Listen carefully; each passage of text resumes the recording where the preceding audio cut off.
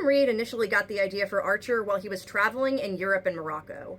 While he was there, he noticed a man who just smoothly walked into a room, sat down at a table of beautiful ladies, and ordered them all drinks. And also, he would often see buildings where he would look at the buildings and he would think, you know, I bet there's some kind of awesome, secret, cool cocktail party going on in there. And I'm not invited, but you know what? James Bond would be invited to that party. James Bond would not be here on the sidewalk eating a Hot Pocket. He would be in there. This got him thinking about spy fiction. And it just so happens that he had been gifted the James Bond novels, so when he got home, he decided to start reading through them.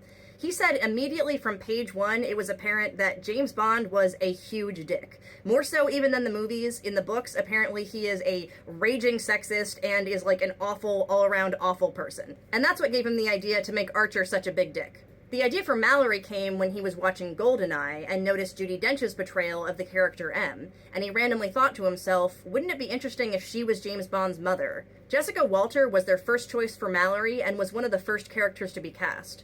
When they were casting her, they basically put out a casting call saying, we're looking for a Jessica Walter type. They got a response back from her agent saying, would you like Jessica Walter? The show was pitched as James Bond meets Arrested Development, which I would say is accurate. It was difficult to make Sterling Archer a character who was a dick, but also likable and sympathetic. A couple of the ways that they thought they achieved this were that, one, you know enough about his background and his upbringing that you, the audience, feel sympathetic towards him. Another thing is that he is more obtuse and overconfident than he actually is stupid. So usually when he gets into trouble, it's the result of him just being overconfident and not thinking about the consequences of his actions.